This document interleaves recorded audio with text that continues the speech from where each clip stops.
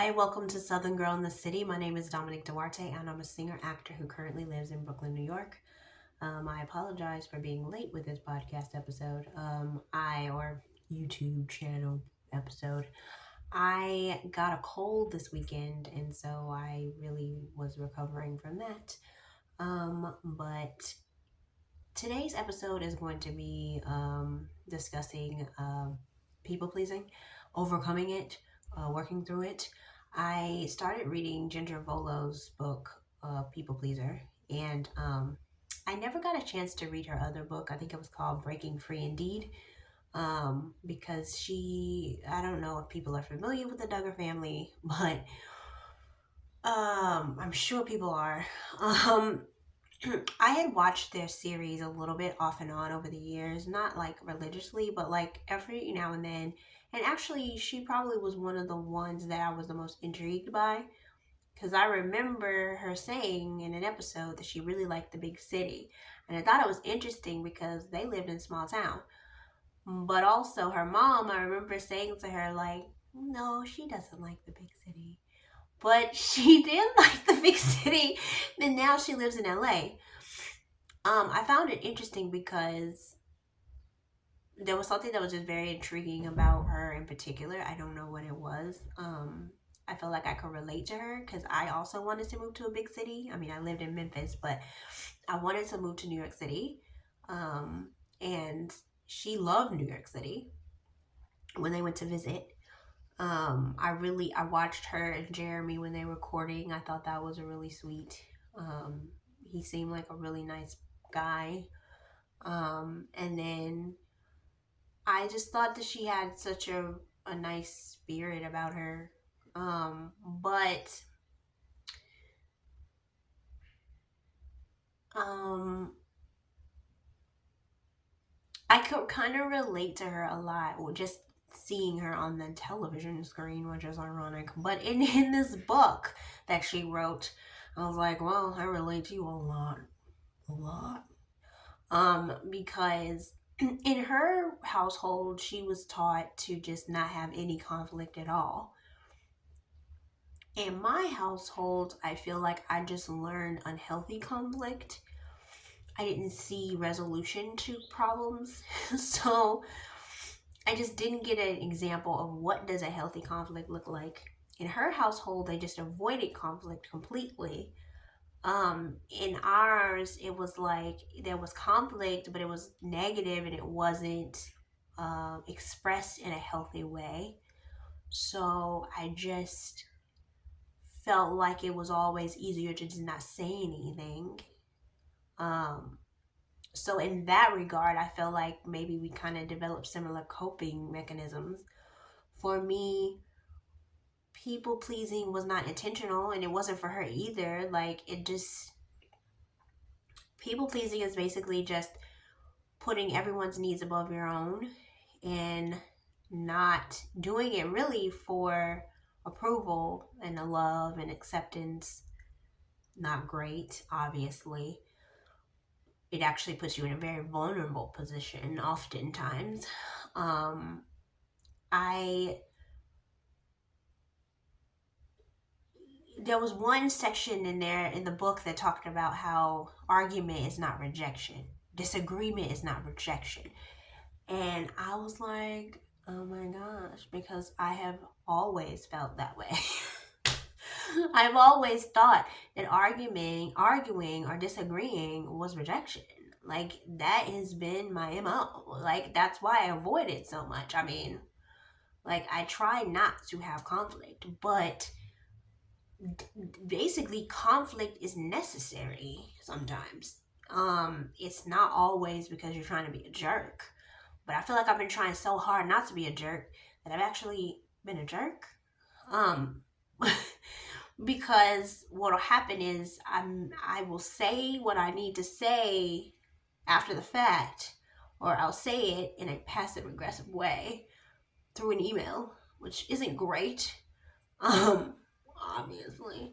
But I just didn't know how to say it in person. I would try to express what I want to say in person, and then if the person's response is very dismissive, I'm just kind of like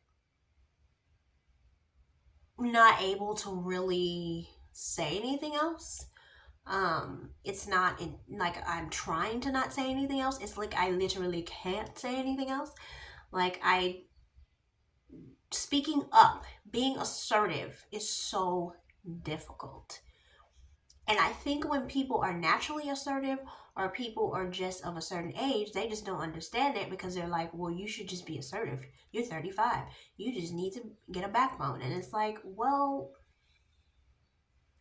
my nervous system's telling me something else. Because my nervous system is telling me this is an unhealthy situation. I need to get out, get out, get out. Or it's telling me don't say anything. You don't want to be difficult. You don't want to be a problem. You don't want to be mean. You don't want to be nasty. Like, so I feel like sometimes if I even say anything, if I even try to express my needs, I feel like I'm going to get rejected. Because this was a consistent thing in my household where if I would express my needs emotionally, it would not be received well. So, also, one of the points she made in the book, or experiences that I related to, was that she isolated herself from people. I don't even think I realized I was doing that, but yeah, I definitely socially isolate often. Some of it is because I struggle with mental health issues, struggle with depression. I don't want to show that side. So I try to only present myself when I can present a happy, healthy, funny, bubbly Dominique. And when I'm struggling with depression, I just isolate. But even when I'm not struggling with depression, socially, sometimes it's just easier to be by myself. Because that has been my home base. I just learned being by myself was a lot more comfortable, it's a lot easier. I don't have to deal with people because when I do talk to people and I am myself, everybody's got a comment about it. Like people will say negative things to me and then I receive it in a way that's not healthy either. Or maybe they're saying positive things, but then they're giving me all this unsolicited advice. So there's a lot of weight when you're around people. Um, I didn't realize that I was doing a similar thing though, but I just realized as a people pleaser, one of the things that's easiest to do is to self isolate because every time I'm around people, this isn't always, but I'd say most of the time, I'm in my head, or at least most of my life when I was around people, I was in my head. So it was like I couldn't really fully be present because I was always thinking. And I think that's interesting because the only people in my life that ever called me out on my people pleasing for real was my one of my close friends from the show that I did in Memphis, and Daniel, the video that I did on my friend a couple weeks ago. Most people don't call you out for people pleasing because it benefits them. So why would I call something out when I am benefiting from it? And so Ginger in the book was saying that the person who probably called her out the most about her people pleasing issue was her husband. I think that is interesting because I was like, nobody else in her family called her out on that. But it's possible maybe they did in subtle ways, but he was probably the most influential on saying, hey, I want to hear what your viewpoint is. What do you think? I don't want to know your preference. I don't want you to agree with everything that I say. Amazing. Because let's say, because some people could have seen that and taken advantage of it. Like, I feel like a lot of men could have married a woman like that and take advantage of that. The fact that she doesn't have an opinion or she doesn't think for herself or she just isn't always in agreement. A lot of people would think that was a positive. Um, but he wanted her to be herself. He wanted her to feel comfortable with being who she was and or who she is. And I'm like, I think Jeremy is to Ginger what Daniel was to me in a sense. Like, I do think he wanted me to be my authentic self, and I think that he knew that I was struggling with that. He knew that I had a lot of anxiety. And at the time, I don't even think I had the name for it, that it was anxiety, but it was. I mean, that's why I was on edge all the time in college, because I just had so much anxiety. Like, I had social anxiety.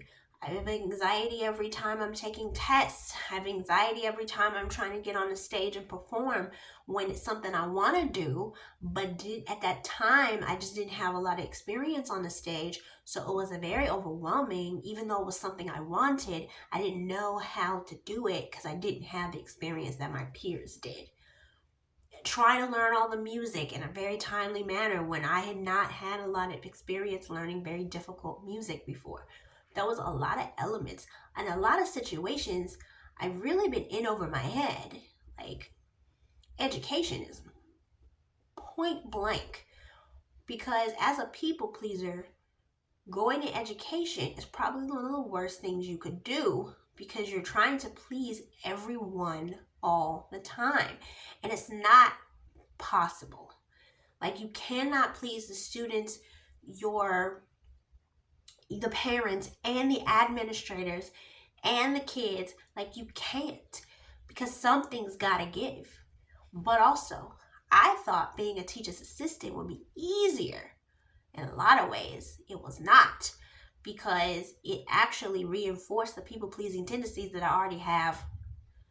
Because at least when I was the teacher in the room, I at least had control in that regard. But when I'm now the TA and I am in 4 different classrooms, or I'm in 3 different classrooms, and I'm with different kids, I'm with different teachers, it was a lot. And then you have all the kids on the playground, and then all the kids at the lunch, and then you have different adults that you're around all the time in that. Like, it was just a lot. And I've also been watching this therapist on Instagram, who's a bit controversial because her take is very different. I go back and forth because sometimes I agree with her, sometimes I don't. But she basically was saying that mental health is being used to not help us build capacity to deal with difficulties. I agree. To some extent. Maybe we are using mental health as a way to not deal with fixing things. We're putting the label on it, or we're saying this thing about ourselves, but we're not actually, and we're in the therapy, but we're not taking the steps to try to implement the changes in our lives so that we can overcome this struggle.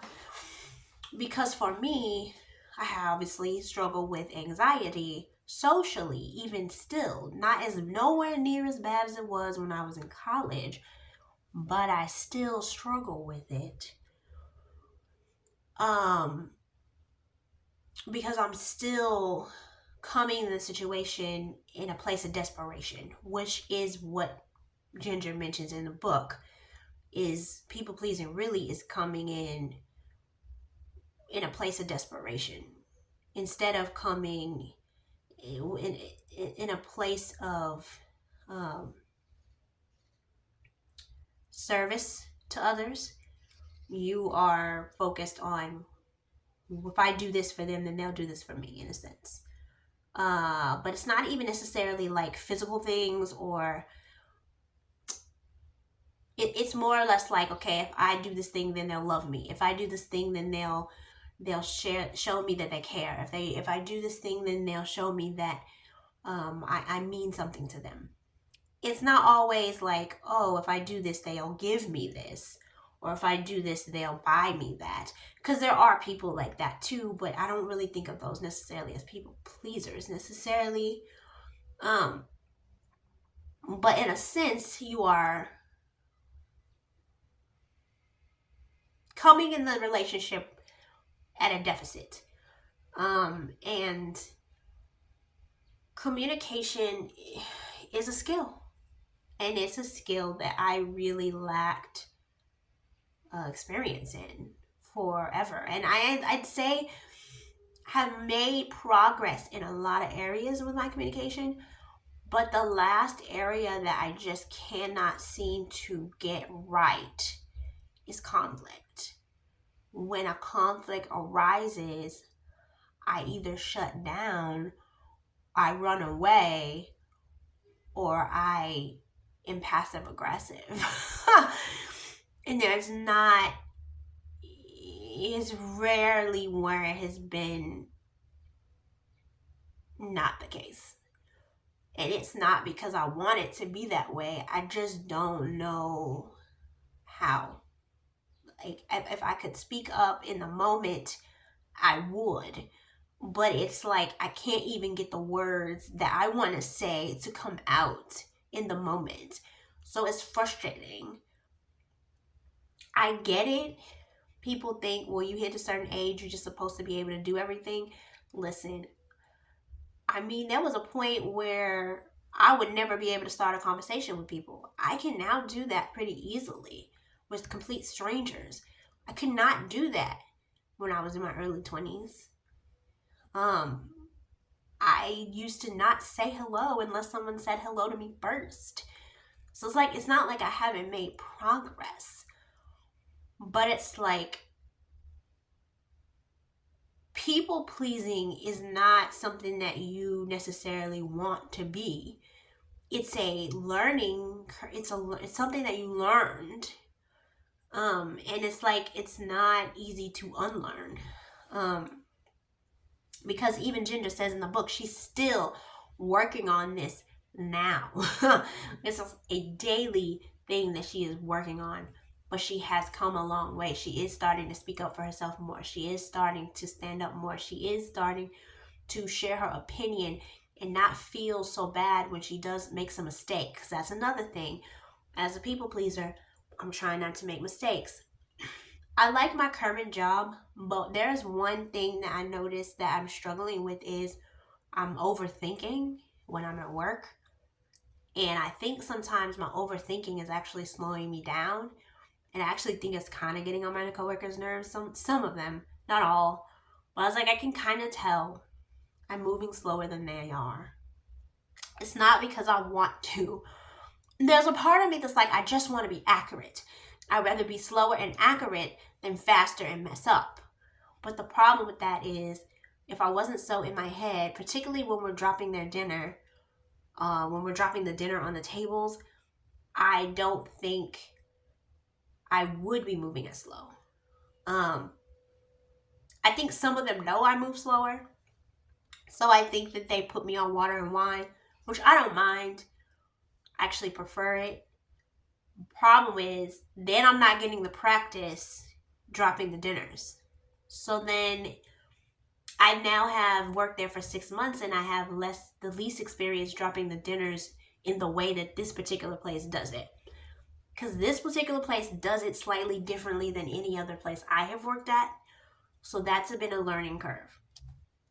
But when I have my coworkers who are the, whatever they call the managers, not the managers, but they are the captains for the night, for the team, they know I'm slow. But they also know I work hard. So I think their strategy is we'll just put her on water and wine because she actually does pretty good with that. So I get it. They're seeing a strength, not preying on my weakness. Nice. But it kind of is reminiscent of my life in a way where, like, I know my strengths and I know my weaknesses. And I'm trying to play to the strengths and not really working on the weaknesses in a sense, which is part of the reason I think I am where I am at 35. Because I have strengths. There's no question that I'm a hard worker. There's no question that I go above and beyond as an employee. But the problem is I still have weaknesses, and sometimes I'm not always showing the weaknesses enough. I think that's why people always, maybe they assume I'm good even when I'm not good. And then I think then they're kind of surprised when I'm like overwhelmed, or I'm saying I want to quit, or I don't want to do this or whatever, because they're like, well, you seem like you had it. Like, what's going on? You're doing fine. But internally, I'm really struggling with doing the job. But if I had maybe been more honest about my weaknesses in the beginning, then maybe I could have had more help working on them. Another thing that came up in the book was community. Having a community to help you when you're struggling with things. That has been an issue. Like, I haven't really had much community. I have more this year, probably this year, but I have not always had a huge community or a community. And so I think that when I would struggle with something, I'm struggling with it by myself all the time. So then I don't have anyone to talk to about it, or I don't have anyone to vent to, and so I'm just trying to handle it on my own. Or I may be talking to, my mom about it, but she's not the best with the emotional stuff, or that, so it's not really that helpful. This book was very revelatory for me, because it was like, okay, this is something you struggle with, but I didn't really think it was something that was that big of a deal. Because I think people say, oh, I'm a people pleaser, casually. But being a people pleaser really is, it's got a lot of negative effects on your life and also your life progression. Because no one's really seeing the true you. What do you believe? What do you think? I think in the conversations, I have a hard time jumping in with groups because I don't want to say the wrong thing. I don't want to say something that's offensive. I'm trying to be devil's advocate all the time, instead of just saying what I think. I went to this one seminar about a year ago. I think it was around this time last year. And it was interesting because I went to it, and even in that space, I learned something about myself in that whole seminar. I struggle to take up space in a room. Still at 35. Well, at that time, I think I was 34. But yeah, really struggle to take up space in a room, especially a room full of people that I don't know. I'm always apologizing still, not as badly as it used to be, because I think Daniel used to get on to me about that, like, oh, you're always saying I'm sorry, you don't have to apologize. But I just, at that point, I think it was literally like every other word I would be apologizing. I'd say at this point, it's still there though. And I think sometimes I feel like I'm apologizing for my existence at all. And I know that sounds awful, but like a lot of the times, yeah, I feel like I'm apologizing for even taking up any space in the room at all, because I don't feel like I'm worthy to take up the space. And it's not, I don't know how to fix that. I mean, therapy has made me aware of my flaws. It's made me aware of the things that where I've grown. But it also, I get frustrated with myself because I feel like I should have used more of my tools than I have when conflict arises. Conflict really is something you cannot avoid. It is necessary, but it doesn't always have to be ugly either. And I think that was something that Ginger emphasized in the book. It doesn't always have to be horrible. You don't have to always yell at each other, scream at each other. That's not always the way it has to be.